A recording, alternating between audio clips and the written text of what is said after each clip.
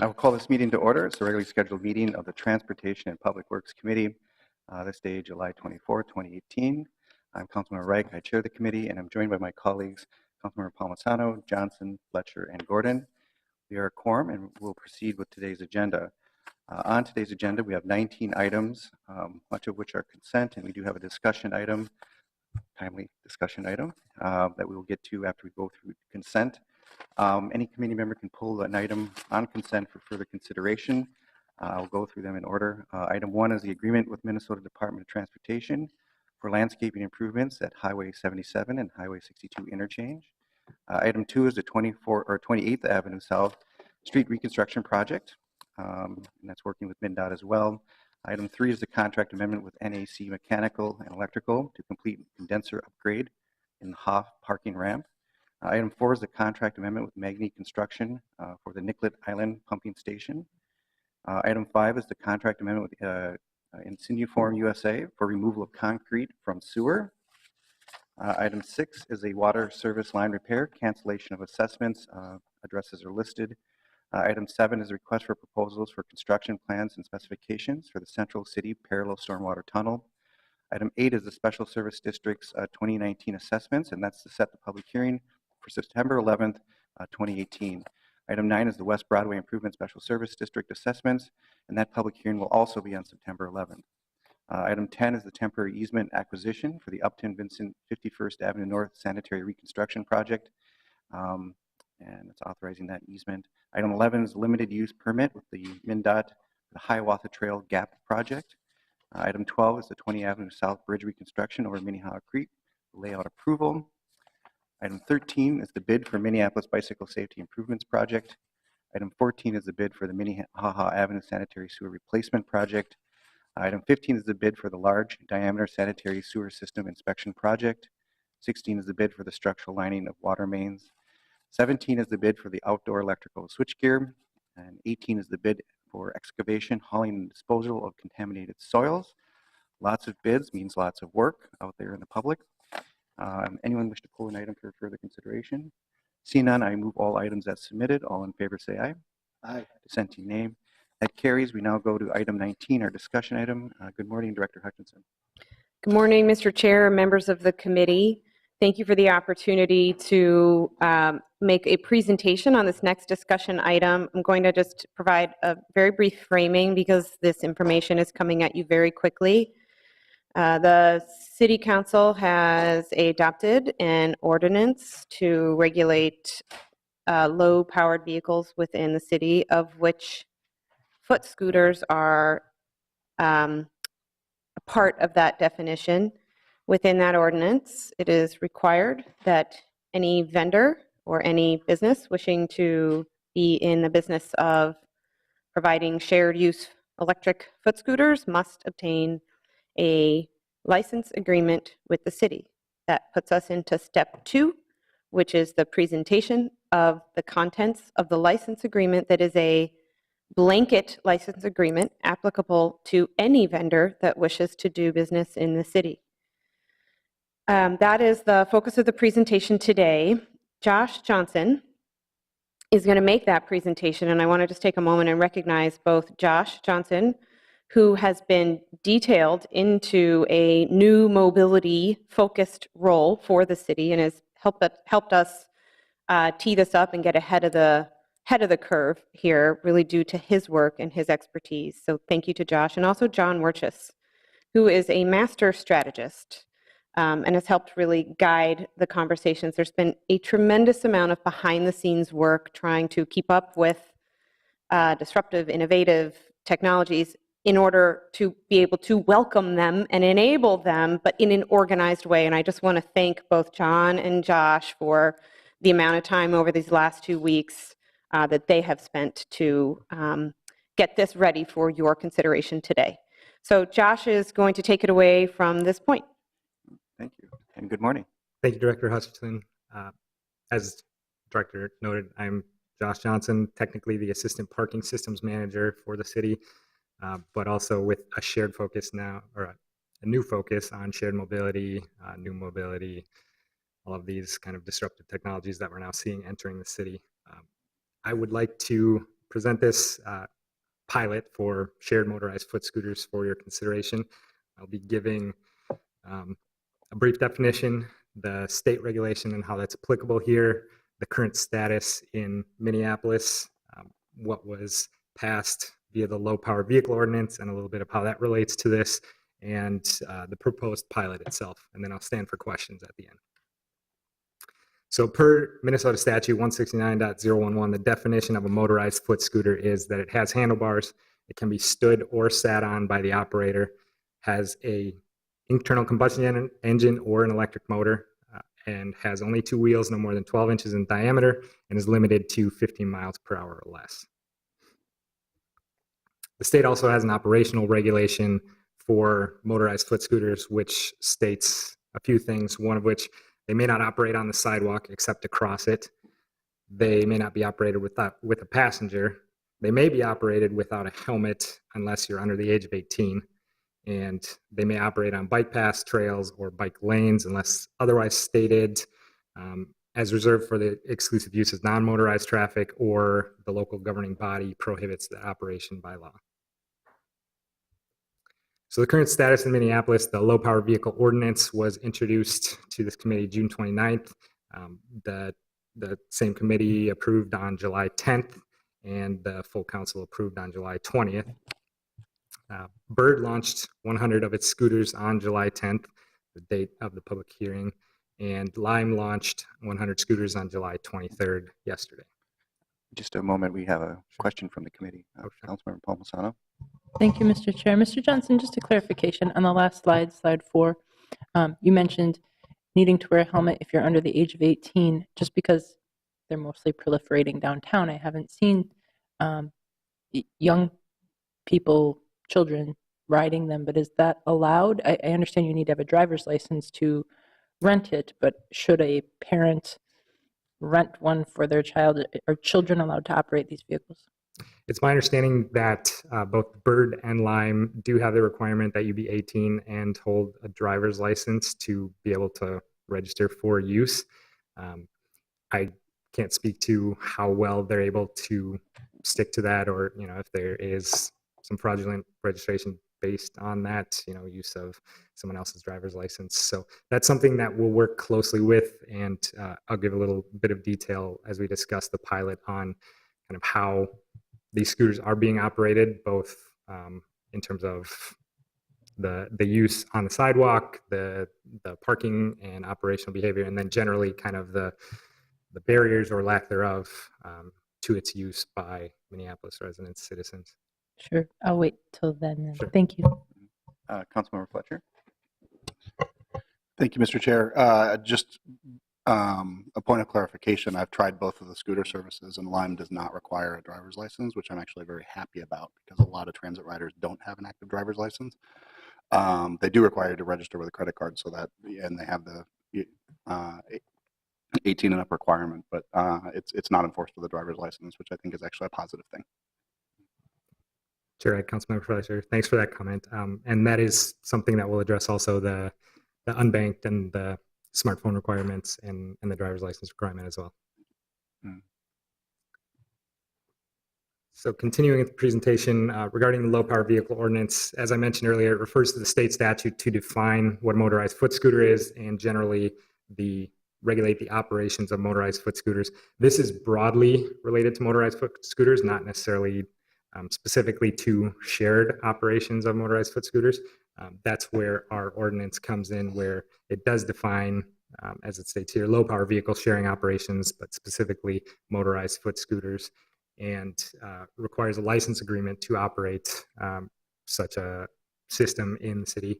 And that includes provisions for enforcement of personal and shared use of motorized foot scooters, generally when parked or not in use. The regulatory framework for those scooters when they are in use is generally included in that state statute that I mentioned earlier. So moving into the pilot, we are proposing a 4-month term, August through November. That could change depending on weather. We are not going to allow shared use of these scooters on street when there is snow. So we will require that they be removed when snow happens, if it is before that November term limit. We are also requiring an application for any operator to be considered for part of this pilot. Questions in that application will include their experience, how they will price their service, the service area, how they will maintain the scooters themselves, what kind of hiring and labor practices they hold, education and outreach regarding appropriate use of scooters, use and parking, and data sharing and privacy. So with that, the Public Works Director has the ability to select one or more applicants for participation in this pilot based on the contents of that application and how well they match up with our requirements as stated in the license agreement. The agreement can be suspended or revoked at any time without cause. We have determined a max number of 200 scooters in the first 2 months of the pilot, with an increase to 400 scooters in the final 2 months. At any time, Public Works Director has the ability to increase or decrease that max based on things like the number of complaints that we're receiving, both operationally and generally parking complaints. Also, equitable distribution, any sort of programs that we're looking to implement to increase access and things like that.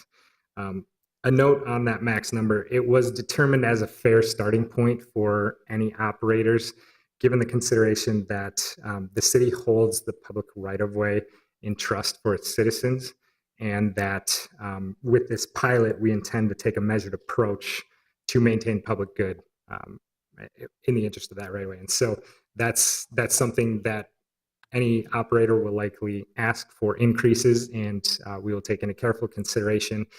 With those increases, we'll also ask for corresponding dedicated access to areas of concentrated poverty, areas that are underserved generally, and ensure that they aren't just concentrating in the densest areas of downtown.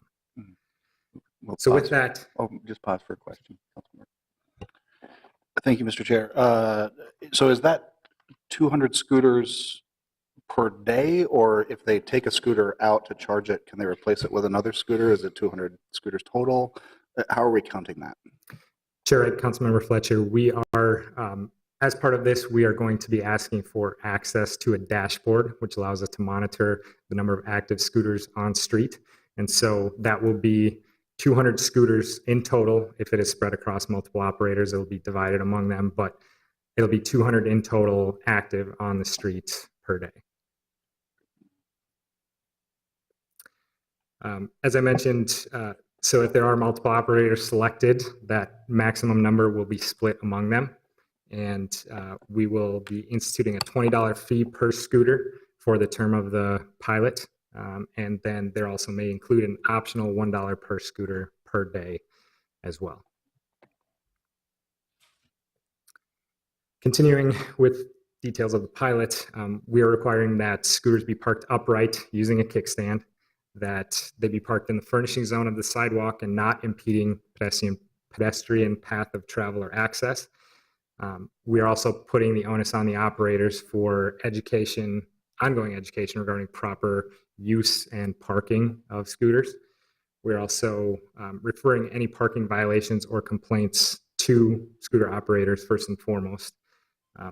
And Public Works Director does have the ability to require geofencing to restrict access to certain areas if we see that there is problems related to parking or user behavior. This license agreement also grants the city the authority to impound scooters and establishes an impoundment fee should the need arise to take that measure. The operator will be held responsible for any and all costs incurred by the city associated with enforcement and impoundment. Pause for a question. Councilmember Gordon. So one of the concerns I have is about where they're going to be left and how they're going to obstruct people, especially somebody who's handicapped getting in and out of a car. So it sounds like we're going to allow them on that section of the sidewalk where signs are or where the trees might be planted, yep, which could still definitely get in the way of somebody moving from the street to the walkable part of the sidewalk. And then it said that it must be parked in the furnishing zone of the sidewalk. Could it also be parked with an agreement with a private property owner, though, where it would be out of the public right-of-way somehow? I think that Nice Ride had some of their docking stations that were on somebody else's property, and we'd work that out sometimes. Chair Wright, Councilmember Gordon, thank you for that comment and question. We would allow the ability to park on private property. That would be something that would be done outside of this license agreement. What we're doing here is only with regard to what's done in city right-of-way. And so it could be very likely that any operators may come to agreement with certain private entities to allow parking in their property. And with the comment about obstruction of the public right-of-way, we have come to an initial kind of determination of a structure for enforcement and relocation should the operator not be responsive, or if an emergency situation arrives where we need to have the scooter relocated or impounded more quickly.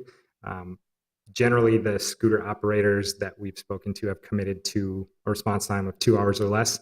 They also do collect each scooter every night for a general kind of maintenance check and recharging. And so with that, we should likely be able to keep those sort of relocation needs under control between the operators, who will generally be held primarily responsible for it, but also with city staff that we've set up an initial structure that will be evaluated on an ongoing basis throughout the pilot to determine how well the response is by city staff and costs associated with it, and continue to evaluate and retool as we go. Just to follow up, so all the operators pick up all the scooters every night Chair Wright, and Councilmember then Gordon, redistribute them? they do, yes. So that would give us an opportunity to say, you can get an encroachment permit to put them here, here, here, and here every morning, or whatever. And we know they're going to be there, and we've decided those areas are safe. And then you're going to pick them up and return them to those areas. We could also then maybe even stipulate in these neighborhoods, this many scooters must be found in terms of equitable distribution. I mean, that sounds like a great wedge to get in and have a little more guidance and control and clarity about it. A little bit more similar to the bike share idea. So I'll just put that out there. That's good information to have and to understand. Whose responsibility is it to pick up the scooters that are tossed in the lake, in somebody's yard? Do they have tracking devices, and they have a good track record of cleaning up after themselves in other cities? Chair Wright, Councilmember Gordon, they do have GPS in each scooter. GPS can be subject to errors, so that can make things difficult sometimes. They will be held responsible for anything that's left on private property, and there is language about that in the license agreement. Anything that may be dumped in a lake, as you suggest, and generally, I think we've heard positive responses from the operators about their ability and desire to do so. And then I just wanted a little clarity on what geofencing actually is. Sure. So with geofencing, we aren't going to require that in the beginning. What we'd like to do is understand and evaluate the operations and parking behavior first. And if we do see that something becomes an area of the city becomes problematic, that we'd like to restrict access, essentially that would be a digital restriction or a restriction via the app and the scooter that would state that scooters cannot be parked or left in certain areas. On the other side of that, it could also be used as a way to collect scooters in certain areas if that's desired, to going back to your comment about redistribution in the morning when scooters go back out. That could be a consideration. We'd like to understand how they operate kind of on their own, let the market bear itself out first, and then in an ongoing evaluation of the pilot and of the operation and parking behavior, adjust accordingly. So just to be clear, maybe about the technology, so the scooter then would actually say or do something saying I can't be left here? It would So like- that it couldn't be parked outside of this geo-fenced area? Chair Ed, Councilmember Gordon, it would likely be via the app. There would be some sort of notification that pops up stating that the rental couldn't be ended in this area, and it would ask you to move. There could also be something that notifies the operator that a scooter has been left in an area that they deem to be restricted or that the city has required to be restricted, and that immediate relocation is required. So I have this idea that we should be able to operate these without an app and without a smartphone. So that geo-fencing sounds like wouldn't work. That scooter wouldn't have the technology in and of itself. You'd need the app for that. But We have- people would understand maybe when they, however they got their, I don't know, that they might still be charged if they parked in an unauthorized area or something. And we have seen through one of the applications that we've received that operator does have the ability to provide a program where access can be provided using a kind of a workaround through, if you don't have a data plan, possibly through text messaging to eliminate the barrier of smartphone. It also has the ability to accommodate a cash-based payment system. So some of those things can be addressed by the operator, and one of the things we intend in the pilot is to understand and evaluate those programs and implement them if feasible during the pilot. But certainly as we consider how we will approach this going forward, what kind of requirements we would like to have in a future policy related to non-smartphone users, unbanked individuals, things like that. Yeah, some people might not even have a texting ability. Cash only, so is there a quarter slot in the scooter or something?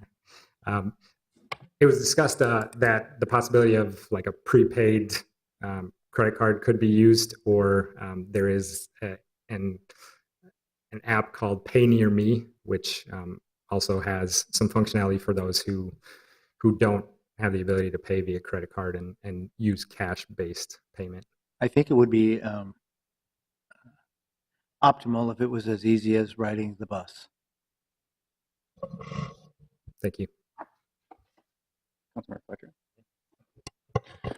Thank you, Mr. Chair. Is your sense, I'm interested in the 2-hour response promised. Is your sense that they're staffing up in Minneapolis? Are there full-time staff whose job it is to do this response, or is this the sort of gamified gig economy responders who they're promising they can get out within 2 hours? Because I think that I'm interested to know who's ultimately responsible and who's doing this work, and if that's something we can actually rely on. Chair Wright, Councilmember Fletcher. It's my understanding that they have a mix of both, that there are dedicated staff in addition to essentially contractors who will perform the relocations throughout the day, collect the scooters at night for recharging and maintenance. So I believe it's a combination of both. That's something that will be detailed in applications that we receive to be considered for this pilot.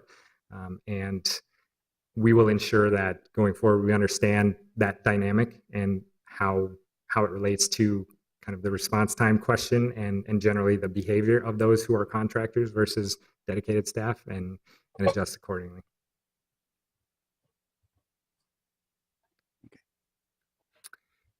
And finally, we will require some pretty significant data sharing as a part of this, which will be anonymized to ensure that we are able to evaluate the impact of shared motorized foot scooters on city right-of-way in terms of accessibility and pedestrian interaction, user operational and parking behavior, and infrastructure implications that might arise out of this pilot. We'll also look at equitable access, so in terms of the service area and their distribution each morning, and how that plays into our own viewpoints of underserved areas, areas of concentrated poverty, and the scooter max number. And we'll also look at pricing and operational barriers, including things such as smartphone, cash-based payment, the driver's license requirement. We will look at all those things and discuss and evaluate with our operators whether or not we have programs that can be implemented to reduce or eliminate those barriers going forward.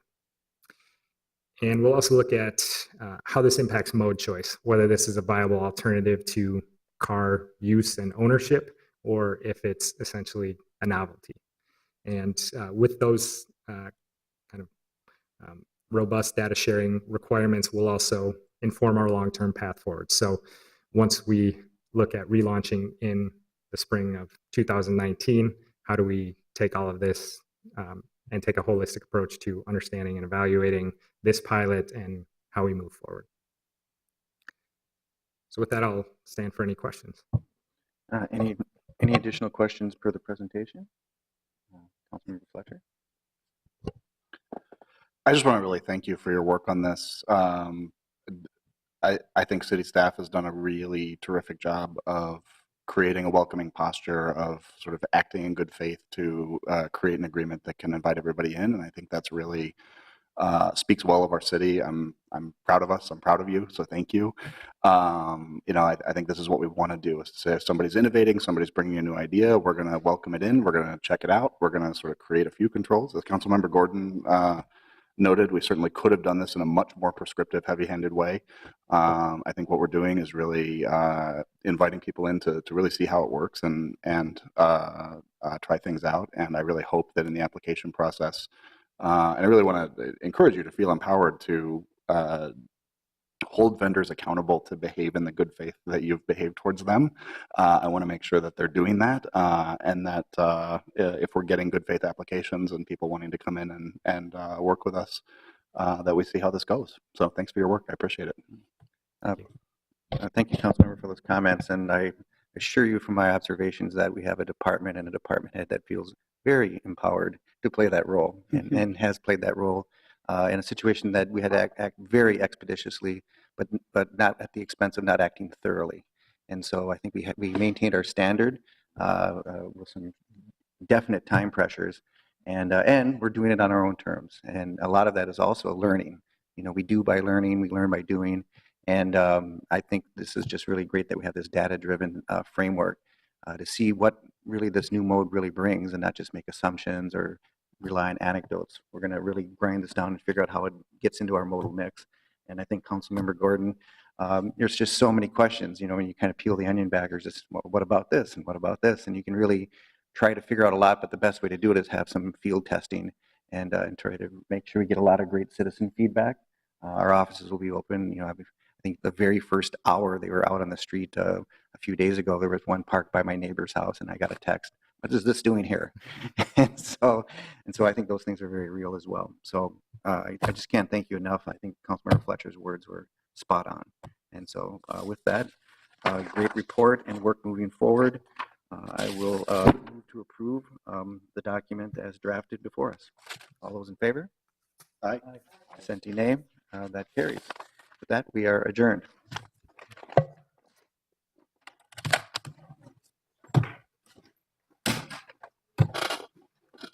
Now it's autonomous vehicles.